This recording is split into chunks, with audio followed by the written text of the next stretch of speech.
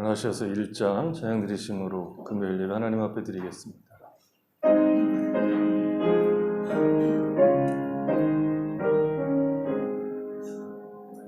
만복의 근원 하나님, 온 백성 찬송 드리고 저 천사여 찬송하세.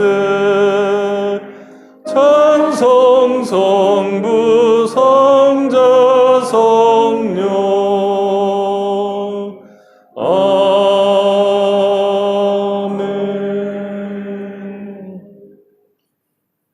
하나님 아버지 감사합니다. 우리의 발걸음을 인도해 주셔서 주님을 찬양하고 경배하는 이 귀한 자리에 오도록 은혜를 베풀어 주셔서 감사합니다. 주님이 사랑하시는 주의 백성들이 함께 모여서 주님을 찬양하고 경배하오니 이 자리에 임하셔서 우리의 찬양을 받으시고 우리로 하여금 하나님의 은혜 가운데 기쁨으로 찬양하고 경배하는 귀한 시간 되도록 복을 내려 주시옵소서. 우리의 마음이 온전히 하나님을 바라보는 복된 시간으로 삼아 주시옵소서. 예수님의 이름으로 기도했습니다. 아멘. 14장 찬양드리겠습니다.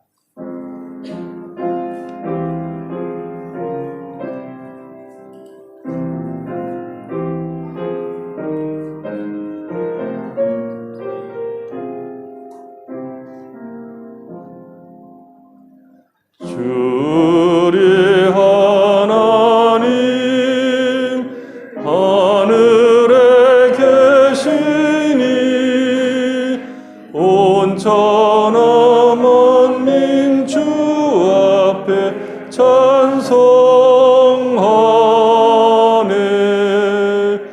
이 천지 만물도 주 앞에 그 거룩하신 이름을 늘 높이네.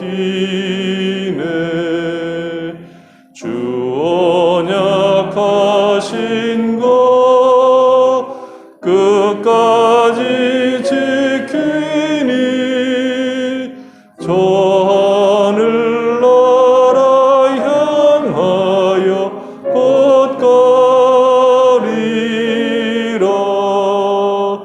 주 얼굴 배울 때 내 마음이 기쁘고 영원히 주의 영광을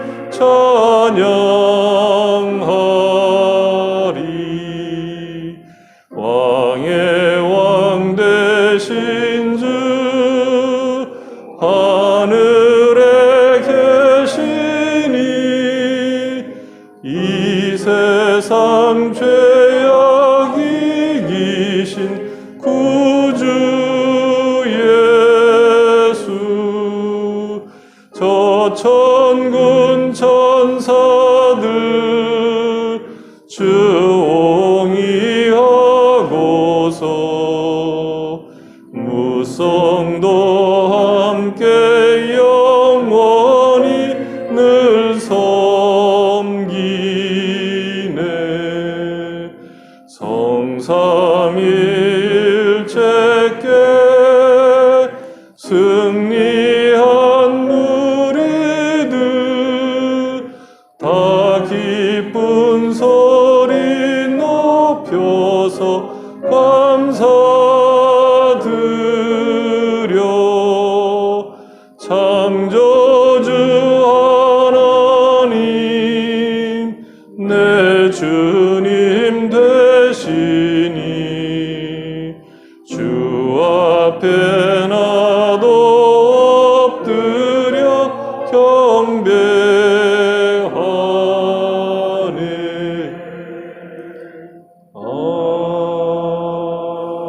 아멘.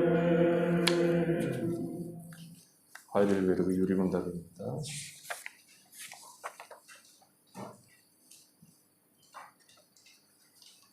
제 116문 그리스도인에게 왜 기도가 필요합니까? 우리가 하나님께 드려야 할 감사의 대부분은 기도로 이루어지기 때문입니다. 또한 하나님께서는 은혜와 성령을 주시되 진실된 소원을 받고 계속해서 구하며 이 모든 것에 대해 감사하는 사람에게만 주시기 때문입니다. 제117문, 하나님께서 받으시고 들으시는 기도의 필수 요건은 무엇입니까?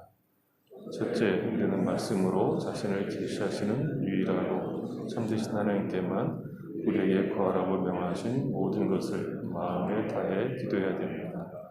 둘째, 우리 자신이 얼마나 부족하고 비참한 자들인가를 철저하게 잘 알아 그의 거룩하신 의미 앞에 우리 자신을 깊이 낮춰야 합니다. 셋째, 비록 우리는 기도 응답을 받을 자격이 없는 자들이지만 하나님의 말씀에서 약속하신 대로 우리 주 그리스도 때문에 하나님께서 우리의 기도를 확실히 들어주신다는 사실을 온전히 믿어야 합니다. 제118문, 하나님께서는 우리에게 무엇을 구하라고 명하셨습니까?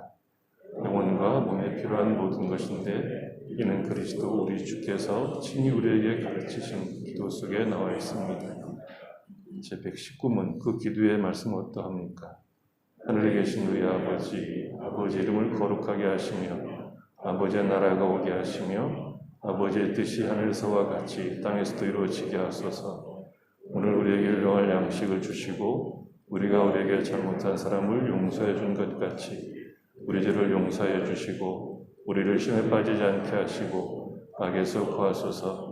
나라와 권능과 영광이 영원히 아버지의 것입니다. 아멘. 사도신경으로 신앙 고백을 드리겠습니다. 나는 전능하신 아버지 하나님 천지의 창조주를 믿습니다. 나는 그의 유일하신 아들 우리 주 예수 그리스도를 믿습니다. 그는 성령으로 잉태되어 동정녀 마리에게서 나시고 본디오 빌라도에게 고난을 받아 십자가에 못 박혀 죽으시고 장사된 지 사흘 만에 죽은 자 가운데서 다시 살아나셨으며 하늘에 오르시어 전능하신 아버지 하나님 우편한 자 계시다가 거기로부터 살아있는 자와 죽은 자를 심판하러 오십니다. 나는 성령을 믿으며 거룩한 공교회와 성도의 교제와 죄를 용서받는 것과 몸의 부활과 영생을 믿습니다. 아멘. 앉으셔서 461장 찬양드리겠습니다.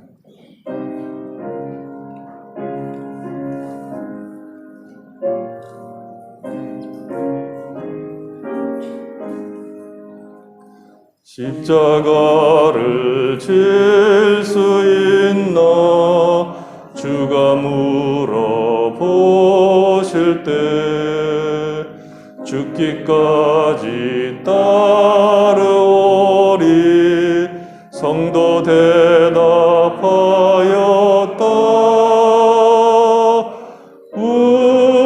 우리의 심령 주의 것이니 주님의 형상 만드소서. 주 인도 따라 살아갈 동안 사랑과 충성 늘 바치오리다.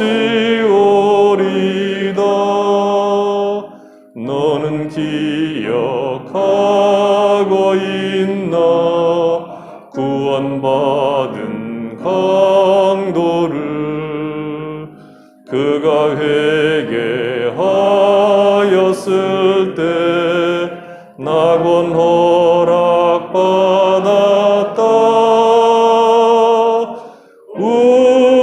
우리의 심령 주의 것이니 주님의 형상 만드소서.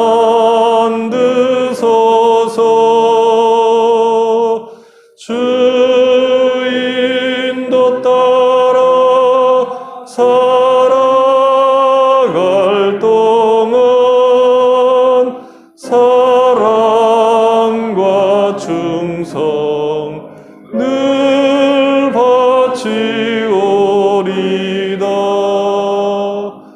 걱정 근심 모든 그늘 너를 둘러 덮을 때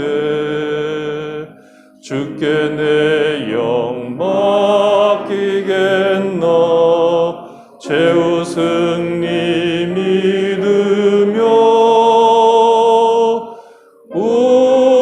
우리의 심령 주의 것이니 주님의 형상 만드소서 주 인도 따라 살아갈 동안 사랑과 충성 늘 바치오리다. 이런 일 다 할 수 있나 주가 물어보실 때 용감한 자 바울처럼 선뜻 대답하리라.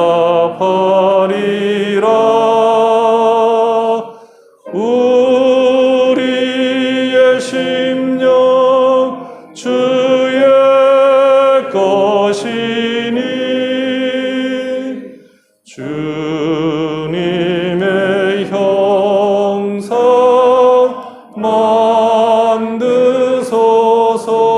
만드소서 주 인도 따라 살아갈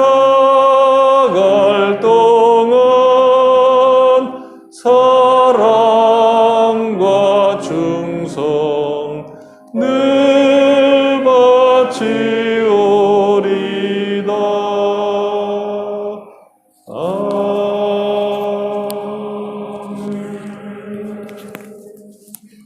이제 우리 김규철 집사님 기도하시겠습니다.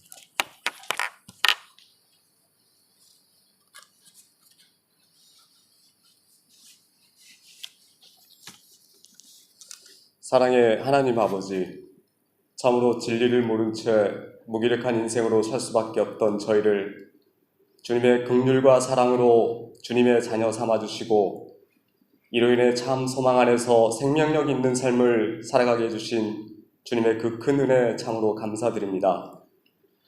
무엇보다 답답하고 막막했던 지난 2년 기간의 참으로 짧지 않은 코로나 터널을 지나 조금씩 저희의 일상 회복과 희망을 갖게 해주시고 이제 이렇게 주님의 몸 되신 이곳에 나와 풍성하고 영광스러운 주님께 예배하며 주님을 찬양할 수 있도록 축복해 주셔서 참으로 감사드립니다.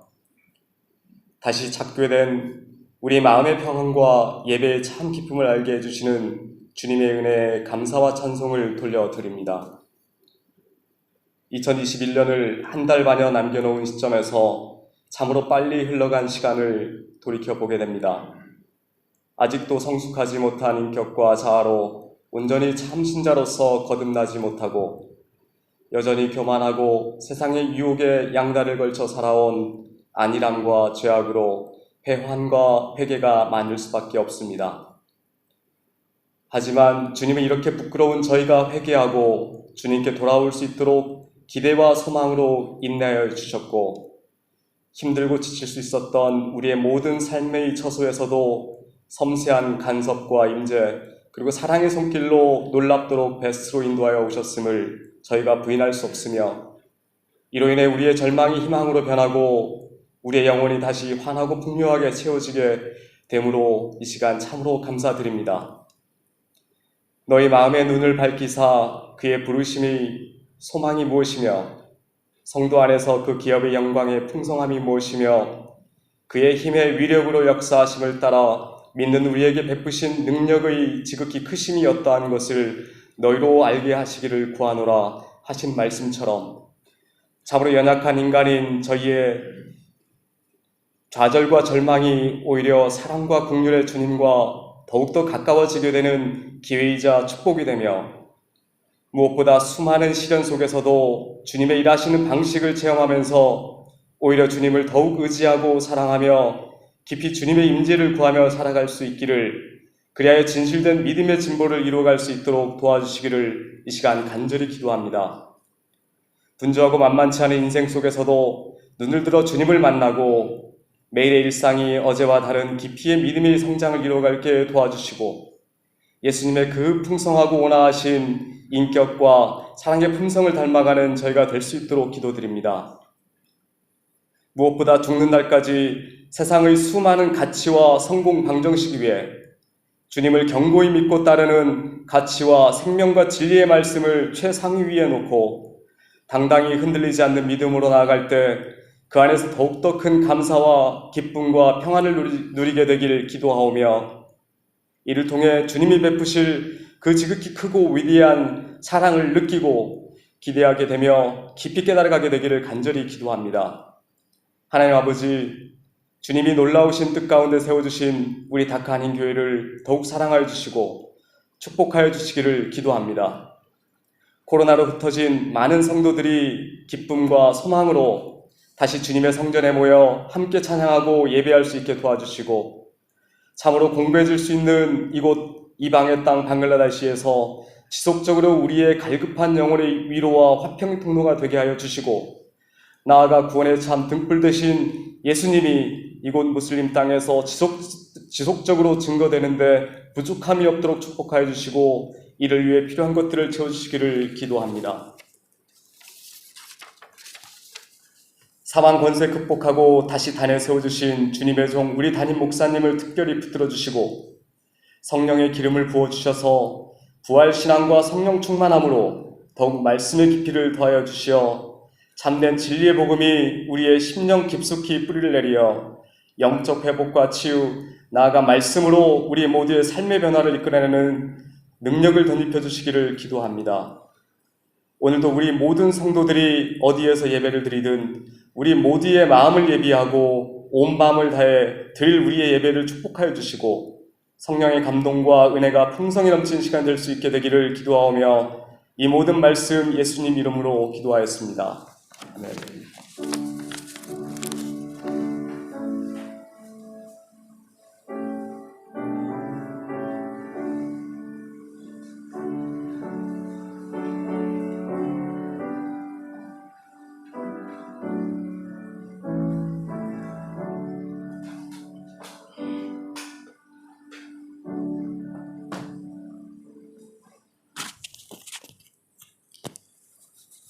성경 말씀 보겠습니다. 성경 말씀은 에베소서 5장입니다.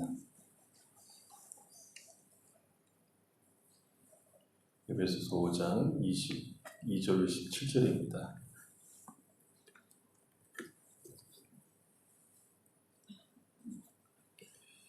에베소서 5장 22절로 27절까지 같이 읽어보겠습니다. 아내들이여 자기 남편에게 복종하기를 주께 하듯하라. 이는 남편이 아내의 머리 됨이 그리스도께서 교회의 머리 됨과 같음이니 그가 바로 구주이시라. 그러므로 교회가 그리스도에게 하듯 아내들도 범사에 자기 남편에게 복종할지니라.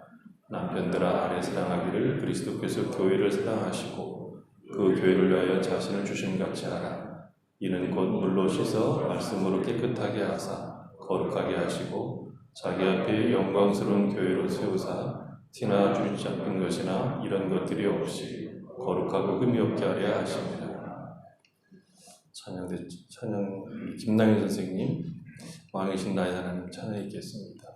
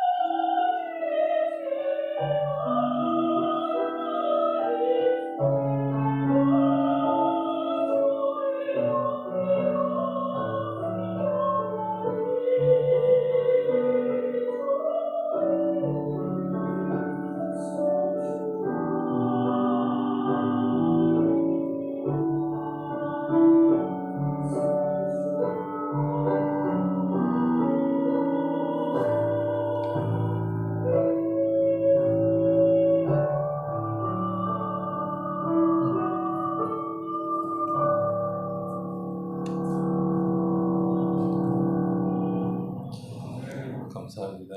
같이 기도하겠습니다. 하나님 아버지 감사합니다. 우리의 매일의 삶 가운데 주께서 함께 하심으로 우리가 겪는 여러 가지 일에도 불구하고 하나님 우리의 주되심과 우리의 삶을 선하게 인도하심을 경험하고 맛볼 수 있도록 복을 주셔서 감사합니다. 우리가 마주하고 있는 인생이 우리의 뜻대로 되지 않기 때문에 실패한 인생이나 혹은 낙담할 수밖에 없는 인생이 아니라 그런 인생 가운데서도 하나님은 우리를 붙드시고 거기에서 우리를 키우시고 우리가 참 소망을 붙들고 살아가게 하도록 만드시는 그 역사를 우리의 삶에서 맛보게 하시니 참으로 감사합니다.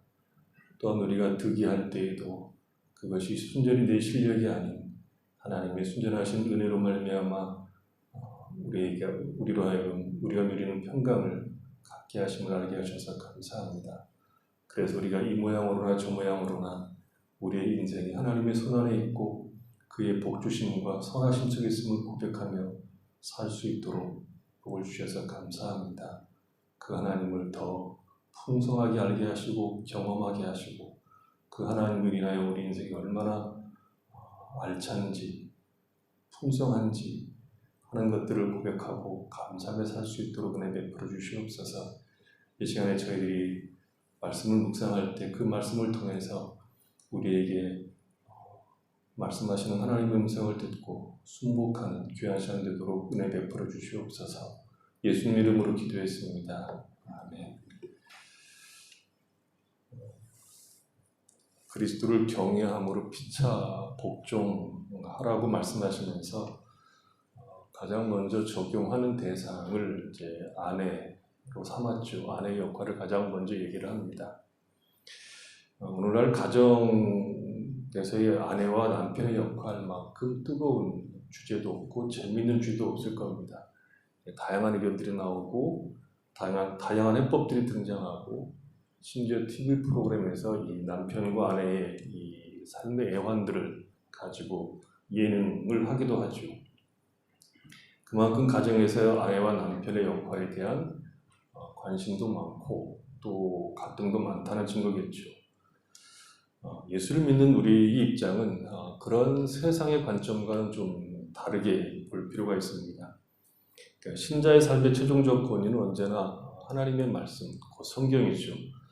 신자는 말씀의 권위 아래 있고 그 말씀을 순종하는 것을 통해서 하나님을 경배하고 또 그 말씀을 따라 살아가는 것이 우리에게 허락된 복이라고 고백하는 자들입니다. 성경이 예수를 믿는 남편에 있는 여성들에게 가장 중요한 신앙의 명령은 남편에게 복종하기를 주께 하듯 하라고 말하는 겁니다. 여성으로서의 많은 탁월한 능력을 가지고 있고 그것이 실제로 살아가는 사회 영역에서 드러내는 일을 한다고 하더라도 남편에게 복종하지 않으면 성경과 충돌하고 있다. 그렇게 말할 수 있습니다. 그러니까 내가 예수를 믿는 여성으로 가정을 가지고 있다고 하면 가장 기본적이고 중요한 신앙이라고 하는 것, 내가 예수 믿는 여성이라는 것을 드러내는 1차적이고 기본적인 신앙의 내용은 남편에게 복종하는 것이다 라고 말하는 것입니다. 그래서 오늘 설교 제목을 억울한 배역 그리고 물음표를 달아놓은 겁니다. 성경의 신자들에게 요구하는 최고의 계명은 두 가지죠. 하나는 마음을 다하고 뜻을 다하고 목숨을 다해서 하나님을 사랑하라는 것이고 둘째는 그와 같이 내 이웃을 내 몸과 같이 사랑하라는 것입니다. 그러니까 오해하면 이웃을 사랑하는 것이 부수적인 것처럼 이제 생각할 수 있죠. 하나님을 사랑한다는 것을 가시적으로 드러낼 수 있는 것으로 이웃사랑은 부수적인 것이 아니라 하나님을 사랑하는 내용을 펼쳐내는 유일한 방법입니다. 내가 목숨을 다하고 힘을 다하여 하나님을 사랑한다는 것은 목숨을 다하고 힘을 다해서 이웃을 사랑하는 것으로만 그 사랑이 나타난다는 것이죠. 하나님을 사랑하는 것을 무엇으로 표현하겠습니까? 우리는 하나님을 사랑하는 것을 표현하는 다양한 방식이 있을 거라고 생각합니다. 이웃을 사랑하지 않고도 나는 하나님을 사랑한다고 하는 것을 드러낼 수 있는 여러 방법이 있을 거라고 주장하는 것을 제가 늘 강조하지만 종교성에 불과하다라고 얘기합니다. 성경을 연구하고 기도하고 예배드리고 헌금드리고 봉사하고 이런 것들이 기독교 안에 존재하는 것이 사실이지만 이 모든 것은 목숨을 다해서 사랑하기 위한 것들입니다. 하나님과 이웃을 사랑하는 내용으로서 결론이 나와야 된다는 것이죠. 어쩌면 이웃을 사랑하는 것이 힘들기 때문에 대부분 하나님을 사랑하는 것을 종교성으로 붙들고 있는지도 모릅니다. 아마 그것이 많을 겁니다. 동일한 원리에서, 똑같은 원리에서 아내인 신자는 남편에게 복종하는 것이 하나님을 사랑하는 겁니다. 하나님을 경외하는 겁니다. 그러니까 그리스도를 경외한다고 하는 그 신앙의 내용은 반드시 남편을 가진 아내들은 남편에게 복종하는 것으로 1차적으로 표현되어야 한다는 것입니다. 그래서 그리스도를 경외하는 내용들이 많이 있을 것 같지만 성경은 아내들은 남편에게 복종하고 남편은 아내를 사랑하는 것으로 그 경외함을 드러내야 한다는 것입니다. 내가 사랑하는 하나님, 내가 정말 좋아하는 예수님을 기쁘시게 하는 방식은 여성들은 남편에게 복종하는 것이 없으면 꽝이다 이렇게 말할 수 있는 것이죠. 여기가 세상과 신자들이 구별되는 지점입니다. 세상은 이 문제에 대해서 아는 바가 없을 뿐만 아니라 오히려 이런 성경의 가르침들을 공격하죠. 신자들 입장에서 오늘날 세상 형태를 보면 예수를 믿는 것이 얼마나 멋진 일인지, 얼마나 삼삼한 일인지, 얼마나 풍성한 것인가를 보여줄 수 있는 아주 좋은 기회라고 생각할 수 있습니다. 세상이 말하는 아내와 남편의 역할이 아닌 성경이 우리에게 가르치는 아내와 남편의 역할을 제대로 하면 세상은 우리를 이상하게 볼 겁니다. 그래서 아내는 어떤 경우에도 남편에게 포로테로 얘기해서는 안 됩니다. 소리 지르면 안 된다는 것이죠. 우리의 신앙은 이상하게도 종교적인 열심을 나타내는 것으로 잘 훈련이 되어 있습니다. 제가 청년 때만 해도 그런 신앙들이 회자가 되었고 그런 신앙이 굉장히 좋은 신앙이라고 교회 내에서 칭찬을 받곤 했습니다.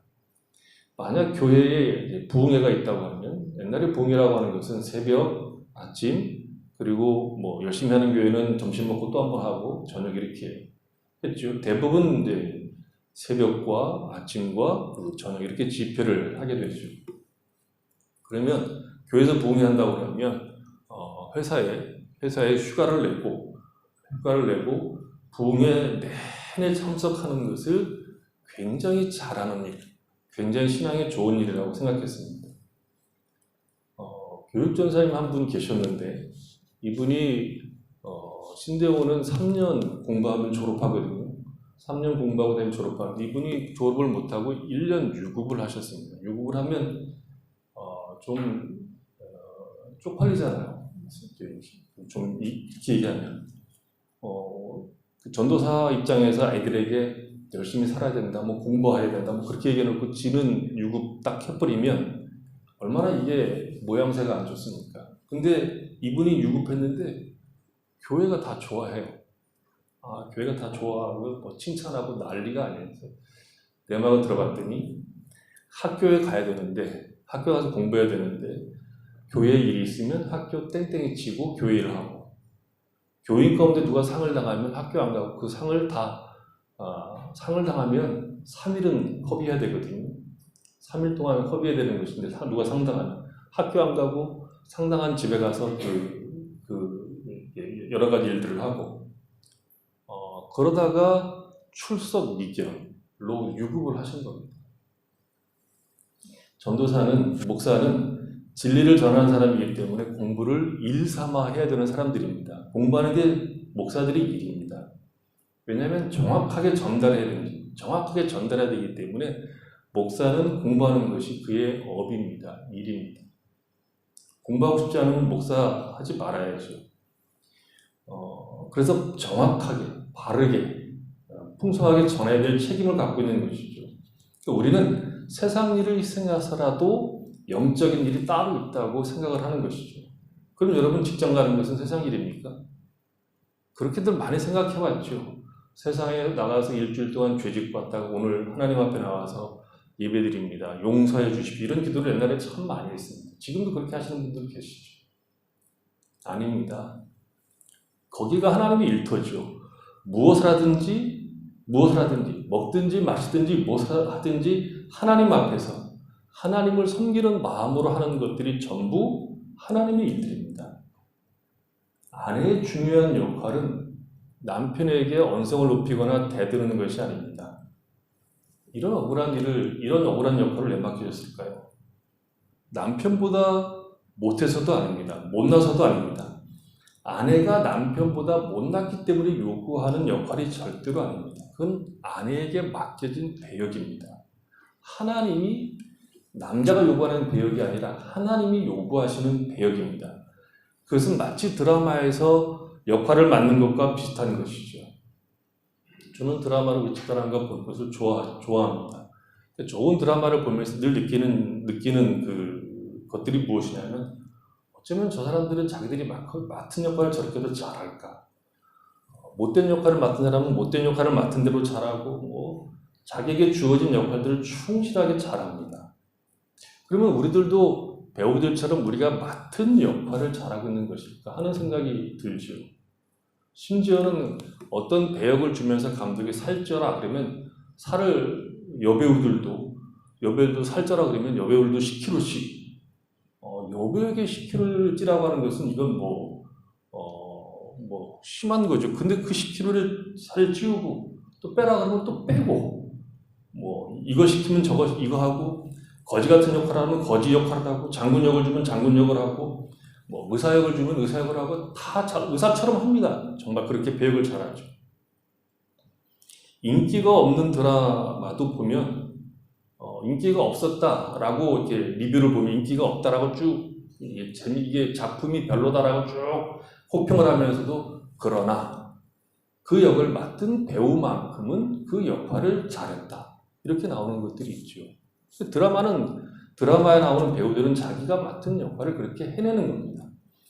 신자에게 맡겨진 배역을 고상한 말, 기독교식으로 얘기하면 사명입니다. 신자에게 맡겨진 사명은 감당해야만 되는 거죠. 그것을 통해서 하나님이 무엇을 하실지는 아무도 모릅니다. 하지만 주께서 그 사명을 주셨기 때문에 기쁜 뜻이 있는 겁니다. 주님의 지혜는 우리의 지혜와 비교할 수 없을 만큼 깊습니다. 주님이 시키신 일이라면 우리가 달갑지 않더라도 그것을 순종할 때 하나님의 뜻과 그의 선하심이 나타날 겁니다. 그래서 뭐라고 얘기합니까? 그리스도를 경외함으로 그 일을 하라는 것이죠. 그리스도를 경외한다는 것은 우리가 다 동의하고 인정하고 이해하지 못한 일이라고 해도 감당하라는 뜻입니다. 신앙이라고 하는 것은 하나님께서 우리에게 말씀하신 것들을 다 이해하고 납득해서 하는 것들이 아닙니다. 우리가 이해하고 납득된 것은 아마 하나일 겁니다. 하나님의 은혜와 자비와 그가 선하시다 하는 것만 우리가 이해하고 있지 하나님이 우리에게 주신 역할은 다 이해된 것이 아닙니다. 억울한 배역이 주어진 것처럼 생각할 때가 얼마나 많습니까? 하고 많은 배역 중에 지나가는 사람 1, 2 이것과 같은 역할을 나에게 준 것 같다는 그런 느낌. 저 사람에게는 수많은 어떤 중요한 포지션을 주고 나는 지나가는 사람 1, 2밖에 준 것이 없다고 생각하는 느낌. 이게 얼마나 많습니까? 그러나 우리가 그리스도를 경외한다고 하면 하나님을 사랑한다고 고백한다고 하면 우리에게 무슨 역을 주어도 시비나 원망이 아닌 차원에서 감당해야 되는 것이 내가 하나님을 사랑한다고 고백한 그 내용이 거짓이 아니라 진실이며 우리는 사명자로 살고 있다는 고백을 하는 것입니다. 사명자라는 말이 무슨 큰 일을 하라는 그런 뜻이 아닙니다. 그리스도를 경외한다, 사랑한다고 고백하면 아내들은 틀림없이 남편에게 복종해야 되는 것이고 그 변화된 모습이 남편으로부터 예수를 잘 믿는 아내하고 사는 것이 얼마나 즐거운 것인가 하는 것을 누리게 하셔야 됩니다. 복음 안에 있는 아내하고 사는 것은 굉장히 즐겁습니다. 다 잘한다, 아무런 문제가 없다, 싸우지도 않는다 그런 뜻이 아닙니다. 복음 안에 있고 그리스도 예수를 경외한다는 그 안에서 인간이 겪는 많은 갈등들이 그리스도를 사랑하는 그 사랑 안에서 풀어내는 어떤 묘미를 맛보게 된다는 뜻에서 즐겁다는 겁니다. 물론 아내들이 남편에게 복종한다고 해서 남편이 변한다는 보장은 없습니다. 내가 잘하면 상대방도 변하고 나에게 잘해줄 거라고 기대하지만 실상은 그런 일이 쉽게 일어나지 않습니다. 그래서 사명인 겁니다. 사명이란 하나님이 나에게 주신 일을 기쁨으로 감당하는 것이죠. 신자에게 즐거움이라고 하는 것은 신앙으로 살기 때문에 어떤 보상을 현실적으로 받는 것이 아니라 하나님에게 순종하는 것 그 자체, 그것 자체가 우리의 부요요, 우리의 기쁨인 겁니다. 상대방의 변화는 하나님이 하실 일이고 나는 하나님이 나에게 맡기신 배역을 감당하는 것으로 보상을 삼고 기쁨을 삼는 겁니다. 고전 2장 한번 가서 보시죠. 고전 2장에 보면 사도 바울이 이런 고백을 합니다. 1절로 5절입니다.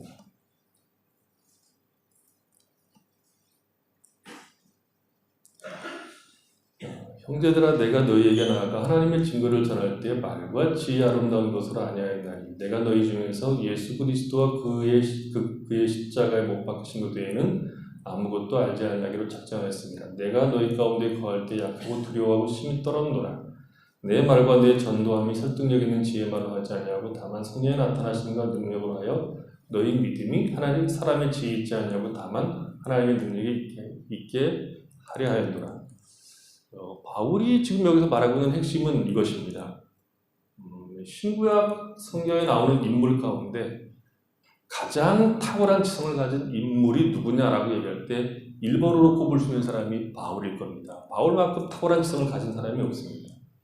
히브리인 중에 히브리인이라고 말하고 있고 베냐민 지파이고 할례를 제때 받았고 가말리엘 문화에서 배우고 율법으로는 흠이 없다라고 얘기했습니다. 그러니까 종교와 세속적 과문과 학벌로 꿀리지 않는 그런 인물이라는 뜻이죠. 그러나 그가 예수를 믿기 전에 한 일은 예수 믿는 사람을 잡아서 죽이는 일에 앞장섰던 사람이었습니다. 그러니까 사도 바울은 하나님을 잘 섬기는 일이 예수 믿는 사람을 핍박하는 것이라고 생각했던 사람입니다. 스테반이 죽임을 당할 때 스테반은 죽어도 마땅한 인물이다라고 판결했던 사람이 바울입니다. 그랬던 그가 무엇인가를 알게 되는데 하나님이 전하는 말과 하나님의 복음에 대해서 인간은 귀가 먹은 자들이고 장님이고 무지하며 그 진리를 깨우칠 수 없는 죽은 자라는 겁니다. 알아듣고 깨우칠 실력이 인간은 근본적으로 갖고 있지 못하다는 것이죠. 그래서 바울이 복음을 전할 때 자신이 얼마나 논리적으로 잘 전하고 큰 열정을 가지고 전하느냐에 따라서 사람이 납득되는 것이 아니기 때문에 복음을 전하는 바울을 사람들이 무시하고 협박하고 핍박하는 것으로 인해서 실망하거나 좌절하지 않았다는 것입니다. 사람의 마음을 변화시키는 것은 내가 얼마나 진심인가에 달린 문제가 아니라 하나님께서 하시는 일인 것을 알았기 때문에 말로 전하는 것을 저들이 알아듣지 못한다고 해서 낙심하지 않고 하나님께서 그를 불쌍히 여기서 언제든지 변화시킬 수 있음을 기대하고 복음을 전하는 일에 힘쓸 수 있었다라고 얘기합니다. 그러니까 자기가 자기의 말과 지혜로 전하는 것을 사람들이 알아듣지 못할 것이라는 것을 이미 알고 있었기 때문에 바울은 사람들의 무지와 사람들의 그 성난과 이런 것들을 기다리고 용납할 수 있었다는 것입니다. 못 알아듣는 것이 정상인 것이고 알아듣는 것은 성령께서 알아듣게 하신 것이니 기적이니까 알아듣는 것으로 인해서 늘 놀라는 것이고 못 알아듣는 것으로 인해서는 정상적으로 이해한 겁니다. 기다리고. 그래서 하나님이 하실 것이라는 믿음을 그는 가졌다고 말하는 거죠. 내가 상대방을 위하여 기도하고 인내하고 용서하는 것으로 상대방이 나의 선한 행실을 보고 항복할 것이라고 생각하지 마십시오. 그럼에도 불구하고 우리가 선한 행실을 하는 이유는 상대방을 위해서도 아니고 상대방이 그래야 바뀌기 때문도 아니라 그것이 그리스도를 경외하는 방식이기 때문입니다. 우리가 가진 진심과 진지한 신앙의 배역을 잘 감당하는 것을 선하게 쓰시고 열매를 맺게 하시는 분은 하나님이십니다. 우리는 다만 복종하면 됩니다. 저 인간은 안 돼. 잘해도 몰라. 그런 말 하지 마십시오. 그럼 하나님이 어떻게 하실지를 모르는 겁니다. 우리의 신앙은 그리스도를 경외함으로 맡은 배역을 충실히 감당하는 것이죠. 이런 억울한 역할을 왜 아내들에게 맡겼느냐? 거기는 이런 메시지를 담고 싶기 때문에 주신 메시지입니다. 하나는 창조 질서에 관한 메시지입니다. 고전 11장입니다. 고린도전서 11장 7절로 9절입니다.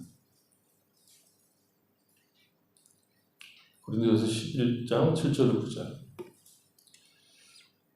남자는 하나님의 형상과 영광이니 그 머리를 마땅히 가리지 않거니와 여자는 남자의 영광이라. 남자가 여자에게서 난 것이 아니요 여자가 남자에게서 났으면 또 남자가 여자를 위하여 지음을 받지 아니하고 여자가 남자를 위하여 지음받은 것이니. 하나님께서 남자를 먼저 만들고 그 다음에 여자를 만들었다는 것을 분명하게 상징화시키기 위하여 질서상 가정의 대표를 남자가 하게 했습니다. 여자가 훨씬 똑똑하고 야무지고 당차할 수 있습니다. 그러나 그런 여자의 똑똑함은 남편을 통해서 실행되어야 합니다. 물론 세상은 이런 주장에 대해서 콧방귀를 뀌죠. 진화론적 사고에서는 질서라는 것이 있을 수 없습니다. 창조에는 하나님 창조하신 분의 뜻과 목적이 있기 때문에 질서가 있겠지만 진화에는 무슨 질서가 있겠습니까? 창조하셨다는 것은 그분이 가지고 계신 계획 속에 있다는 것이기 때문에 질서가 자리 잡고 있죠. 그래서 진화론적인 사고에 젖은 세상에서는 성경에 설 자리가 없습니다. 여성운동이 강하게 몰아치고 있고 기독교조차도 그런 여성운동에 동화되어서 성경이 무엇을 말하고 있는지를 거의 말하지 못할 정도가 되었습니다. 그러니까 여성운동이 몰고 오는 내용들을 우리가 자세하게 설명할 수는 없지만 우리가 느끼는 아주 중요한 한 가지는 가정이 무너지고 있다는 느낌이죠. 질서를 부정하는 여러 가르침들이 오히려 가정을 흔들고 있다는 사실입니다. 오히려 가정을 흔드는 것을 목적으로 하는 급진적인 여성운동도 있습니다. 가정을 깨는 것이 마치 무슨 노예제도를 깨는 것과 방불하도록 이야기되고 있다는 것은 참으로 불행한 일입니다. 가정생활이 불행한 이유는 남자의 오랜 세월에 걸친 횡포 있는 것이 아니라 각자에게 주어진 역할을 잘하지 못한 탓입니다. 창세기에 기록된 창조의 모습을 보면 아주 분명하죠. 창세기 2장을 보면 남자와 여자의 창조가 자세하게 나옵니다. 하나님이 아담을 창조하시고 에덴 동산에서 살게 하십니다. 아담은 에덴 동산에서 경작하며 살았습니다. 아담은 에덴 동산에서 놀고 먹은 것이 아닙니다. 놀고 먹은 그런 무의도식한 것이 아니라 에덴 동산을 잘 가꾸고 일을 했습니다. 그런데 그렇게 열심히 일하는 아담이 혼자 사는 것이 좋지 않게 보인 겁니다. 놀고 있어서 좋아 보이지 않았던 것이 아니라 일을 했지만 혼자 있는 것이 좋지 않게 보신 거죠. 그래서 돕는 것이 필요하겠다고 생각하신 것입니다. 그리고 난 다음에 보면 흙으로 각종 들짐승과 공중의 새를 지으시고 그들을 아담에게로 이끌어가서 아담으로 하여금 이름을 짓게 합니다. 그러나 그 짐승들 중에는 아담을 돕는 배필이 없었습니다. 그러니까 하나님 정하신 배필 외에는 인간이 충족되거나 만족될 수 있는 것이 없습니다. 말하자면 부부 외에는 만족과 충족이 되는 상대가 없다는 것이죠. 그래서 하나님께서 아담을 깊이 잠들게 하시고 그의 갈빗대 하나로 아담과 동일한 형상을 지닌 하와, 곧 여자를 만드셨습니다. 그리고 아담을 돕는 배필이 됩니다. 이것이 성경의 이야기입니다. 그리고 이 둘이 한 몸을 이루어 하나가 되죠. 그래서 인간은 완성체가 됩니다. 말하자면 아담의 부족분을 하와가 채워서 한 몸이 된 겁니다. 여자는 남자가 머리의 역할을 제대로 할 수 있도록 돕는 역할로 창조되었습니다. 이것이 부부가 가지는 1차적인 메시지입니다. 이것이 타락하기 전에 하나님께서 정하신 창조의 질서입니다. 이것은 우리가 정한 것이 아니라 인간의 역사를 쭉 흘러오면서 그 역사 속에서 전통으로 자리 잡은 것도 아니고 그 역사 속에서 우월한 주위에 있었던 남자들이 우격다짐을 통해서 정한 질서가 아니라 하나님이 정하신 질서입니다. 신앙생활이라고 하는 것은 우리가 삶의 내용을 정하지 않습니다. 우리가 목적을 정하는 것이 아닙니다. 내가 하고 싶은 것만 골라서 할 수 있는 것이 아닙니다. 우리의 감독은 하나님이십니다. 내가 내 삶을 연출하는 것이 아닙니다. 이것이 우리에게 걸림돌이 되고 문제가 되기 때문에 창세기 이야기를 가부장적 사회를 더 견고하게 하기 위해서 만들어낸 이야기로 치부하고 성경을 부정하고 자기가 하고 싶은 일만 하겠다고 나선 것이 현실입니다. 내 마음에 들지 않는다고 해서 성경을 부셔버리는 일을 기독교 안에 있다고 하는 사람들이 합니다. 아닙니다. 마음에 들지 않는 역을 맡기신 것은 하나님이십니다. 남자에게 머리 역할을 하라고 하신 것이고 여자에게는 남자가 머리 역할을 제대로 할 수 있도록 돕는 역할을 주신 겁니다. 그 역할을 하는 것이 내가 하나님으로부터 창조된 피조물인 것을 인정하고 나를 창조하신 분을 영광스럽게 하는 것입니다. 맡긴 역할을 한다는 것은 내가 누군지를 인정하는 것이고 내가 내 인생의 주인이 아닌 하나님이 내 인생을 통제하시며 통치하시며 그가 내 인생을 가장 복된 길로 내 역할을 맡기셨다는 것을 인정하는 겁니다. 그것이 경외하는 겁니다. 그래서 복종한다는 것은 나를 지으신 하나님을 인정하는 것이고 그를 사랑하는 행위가 되는 겁니다. 억울한 역할 같은 것이 어디 있습니까? 성경을 여러분 열심히 읽어보시면 가장 억울한 역할 하신 분은 예수님이십니다. 근데 예수님이 나 억울하다 그런 말을 하셨습니까? 안 하셨죠. 여기에 한 가지 더 덧붙여진 것이 있습니다. 디모데전서 2장입니다. 디모데전서 2장 11절로 15절입니다. 11절로 15절. 여자는 일체 순종함으로 조용히 배우라. 여자가 가르치는 것과 남자를 주관하는 것을 허락하지 아니하노니 오직 조용할지니라. 이는 아담이 먼저 짐을 받고 하와가 그 후이요 아담이 속은 것이 아니고 여자가 속아 죄에 빠졌습니다. 그러나 여자들이 만일 정숙함으로써 믿음과 사랑과 거룩함에 거하면 그의 해산함으로 구원을 얻으리라. 여자가 남자에게 복종해야 되는 그 이야기 속에는 타락도 포함되어 있습니다. 그러니까 처음 인간을 만들었을 때 하나님이 여자에게 준 사명은 남자를 돕는 것이었고, 그러니까 그 역할, 머리 역할은 남자가 맡았고 돕는 역할은 여자가 맡았던 거죠. 그런데 타락하는 장면을 보면 하와는 남편과 의논하지 않습니다. 그러니까 독단적으로 마귀의 말을 듣고 마귀에게 순종을 하죠. 말하자면 엄청난 사고를 친 겁니다. 그것으로 인해서 하나님께서 여자의 주의를 처음 창조된 질서보다 더 남편의 복종 아래 있어야 한다고 단단히 못을 박아놓습니다.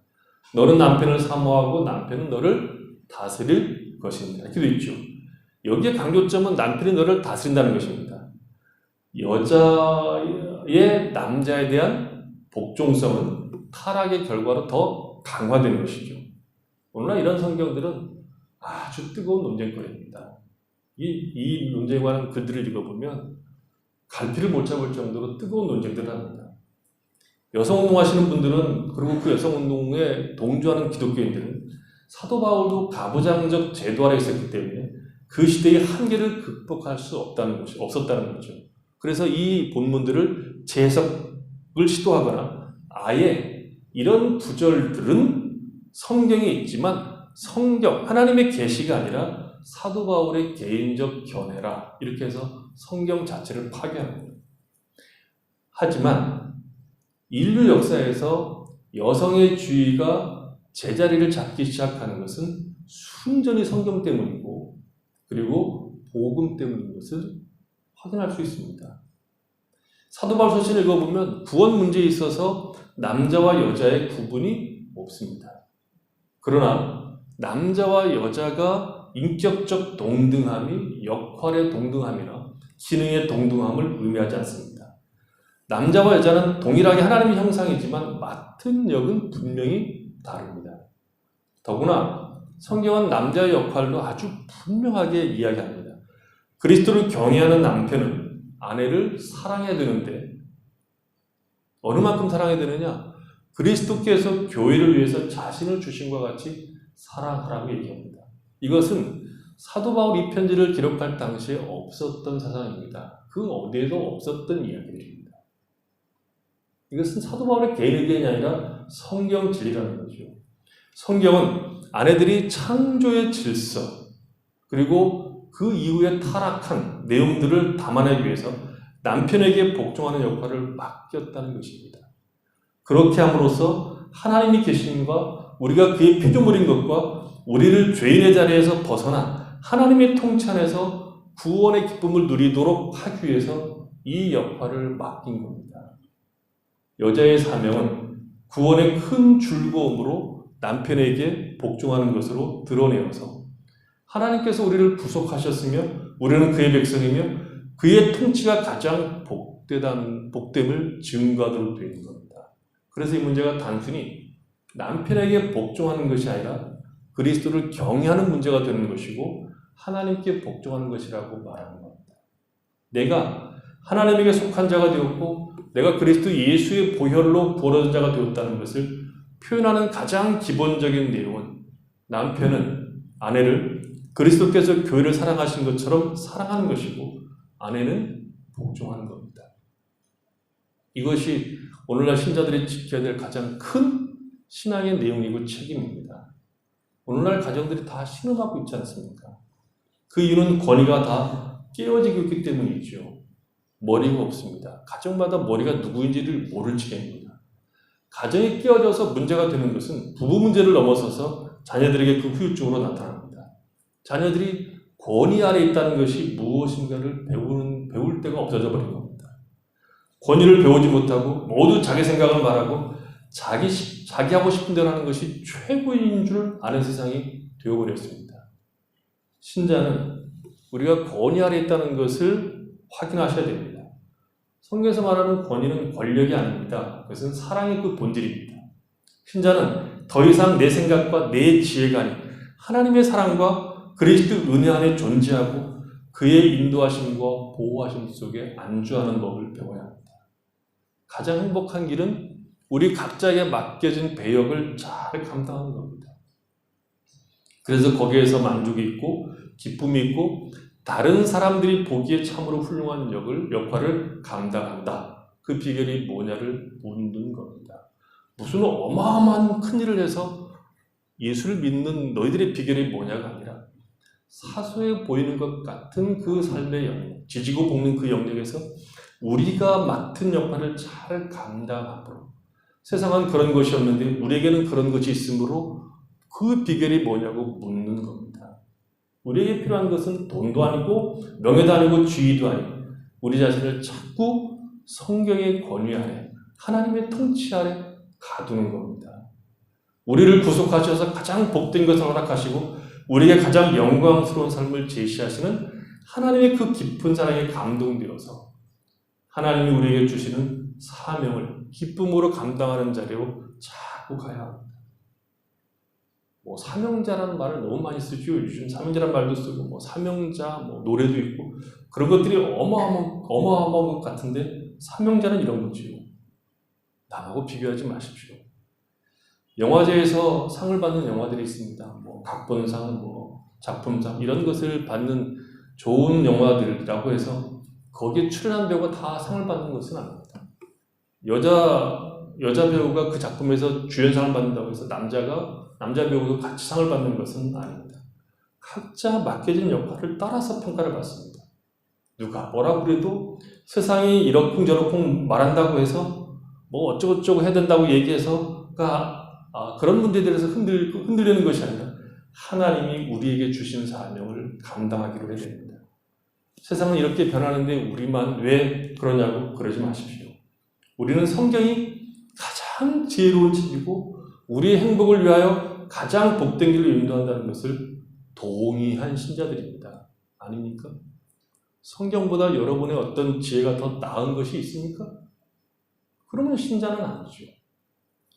그렇다면 우리의 책임은 남편에게 복종하는 겁니다. 신앙으로 사는 자들에게 주어진 가장 큰 보상과 기쁨은 그리스도를 경외하는 겁니다. 그것이 최고인데 목숨을 다해서 신앙을 지키고 그리스도를 경외한다고 고백한다면 남편에게 복종하는 것이 무엇 그리 억울한 일이겠습니까? 오히려 그를 통해서 하나님은 이 세상에서 세상과 다른 질서와 목적과 품위를 가진 자들이 우리를 통해서 하나님의 살아계심과 그의 영광과 풍성함을 드러내실 겁니다. 그 일을 하찮다고 생각하시고 별거 아니라고 생각하시고 하나님의 일이 더 큰 것이 있다고 생각해서 그런 일을 감당하려고 꿈꾸지 마시고 이 일이나 잘하십시오. 이 일을 감당하십시오. 기쁨으로.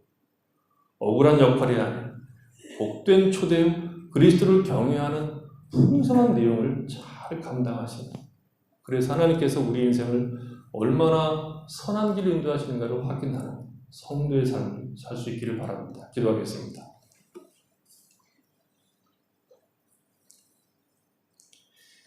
하나님 우리 아버지, 우리는 그리스도를 경외합니다. 그래서 내가 정한 인생, 내가 목표한 인생, 내 삶을 내가 마음대로 하는 것이 아니라 하나님께서 우리에게 하라고 하신 일들을 기쁨으로 감당하는 자들입니다. 그래서 우리가 감당하는 일들은 억울한 일이 없습니다. 억울해 보이지만 그것을 통해서 하나님은 우리 인생을 복되게 하시고 선하게 하시고 풍성케 하십니다. 우리의 순종함을 통해서 하나님은 우리 인생이 얼마나 멋진 인생인지 복된 인생인지를 말할 겁니다. 우리가 그 하나님의 말씀을 따라서 그리스도를 경외함으로 피차 복종하는, 아내는 남편에게 복종하고 남편은 아내를 사랑함으로 우리에게 허락된 인생의 풍성한 것들을 맛보며 살 수 있도록 은총 베풀어 주시옵소서. 예수님 이름으로 기도했습니다. 아멘. 452장 찬양드리겠습니다.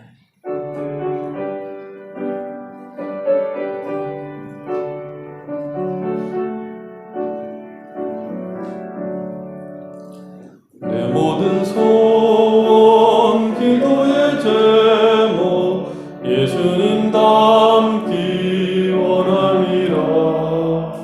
예수님 형상 나 입기 위해 세상에 보았기 전에 예수님 닮기 내가 원하네.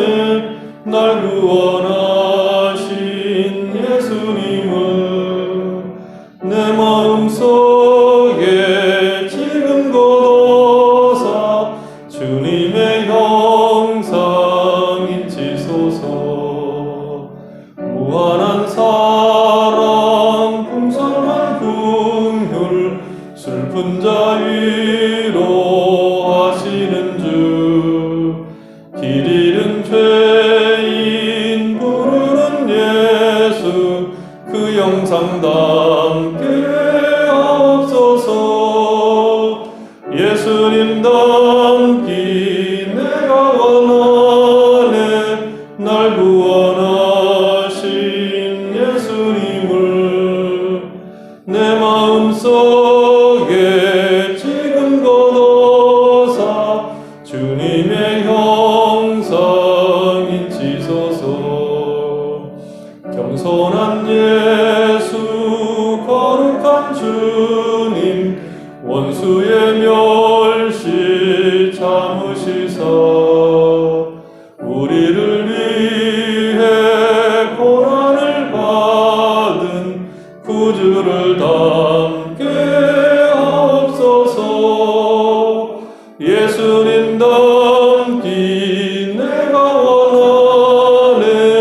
날 구원하신 예수님을 내 마음속에 지금 거둬서 주님의 형상 잊히소서. 하나님 아버지 감사합니다.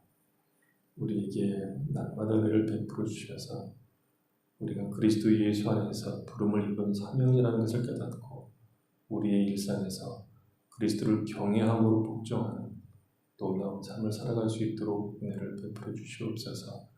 그래서 우리에게 허락된 인생, 하나님께서 허락된 우리의 신자들 인생들이 하나님께서 얼마나 복을 주고 계시며 생명으로 인도하시는가를 깨달아 나갈 수 있도록 은혜를 베풀어 주시옵소서. 이 귀한 시간 저희들이 함께 모여 예배를 드리고 귀한 예물을 주님 앞에 드리도록 복을 주셔서 감사합니다. 하나님 앞에 드려진 귀한 예물이 구별되게 하시고 드린 손길들이 하나님 은혜로 말미암아 복되어서 주께서 허락하시는 것들로 풍성하며 그 풍성함을 이웃들과 하나님을 섬기는 일로 나타날 수 있도록 은혜를 베풀어 주시옵소서. 하나님 우리 아버지 연약한 성도들을 강건케 하시고 기도하는 성도들의 기도를 응답해 주시고 탄식하는 성도들의 그 탄식이 변화의 찬송이 될 수 있도록 복을 내려 주시옵소서. 은혜를 사모하는 자들에게 풍성한 은혜를 베풀어 주시옵소서. 하나님 우리 아버지 흩어져 있는 자녀들을 기억하시고 이 어려운 때에 어느 곳에 있든 주의 손으로 저들을 꼭 붙잡아 주셔서 하나님의 선하신 인도하심 속에서 복된 삶을 살아갈 수 있도록 은혜 베풀어 주시옵소서. 예수님 이름으로 기도했습니다. 아멘. 우리가 계속 예배는 대면 비대면 예배를 드리고 있습니다.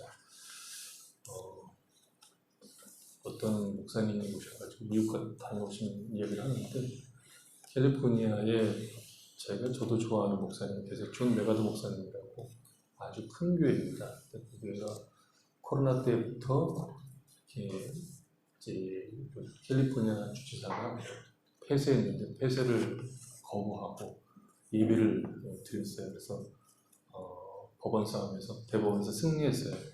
개인의 자유, 양심의 자유, 종교의 자유는 구속할 수 없다. 그래서 그 교회는 계속 미국이니까 가능한 것 같아요. 그래서 계속 예배를 드리고 갔다 왔는데 무서웠대요.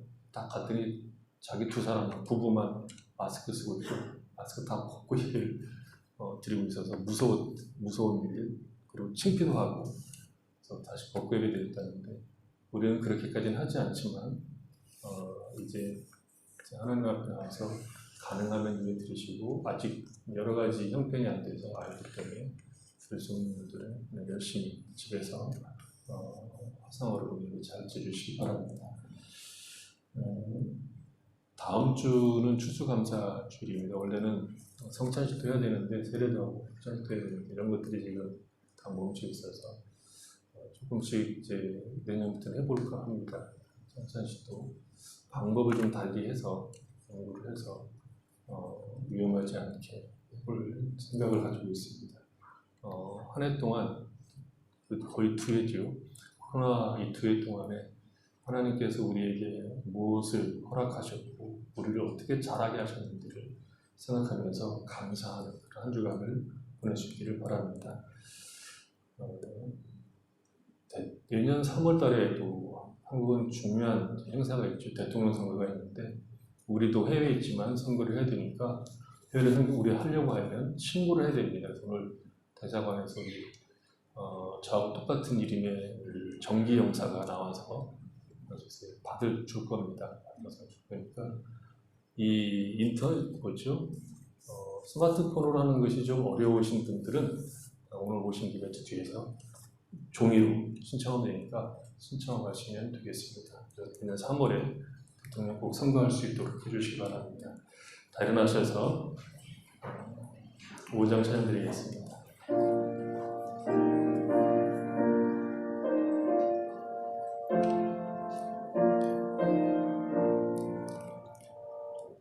이 천지가 머물르라 복 주시는 주 여호와 전능 성부 성자 성령 찬송하세.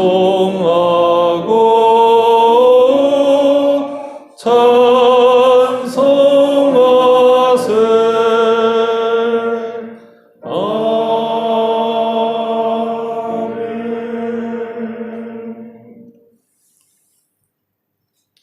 주 예수 그리스도의 은혜와 하나님 아버지의 사랑하심과 성령의 교통하심이 우리가 하나님의 사랑을 입은 자요 그 인도하심 속에 복을 누리는 자요 또 하나님께서 우리에게 맡기신 배역이 있음을 알고 억울하게 보일지라도 그것을 감당함으로 그리스도를 경외하는 그 놀라운 삶의 모습을 드러내며 살아가기를 원하는 주 사랑하는 모든 백성들과 그 가정과 삶의 터전위에와 출타하는 성도들과 홀로 떨어져 있는 사랑하는 자들 머리 위에와 이 땅에서 보내기 기다리고 있는 수많은 영혼들과 저들을 위해서 수고하는 주님 모든 귀한 종들 위해 지금부터 영원토록 함께 계실지어다. 아멘.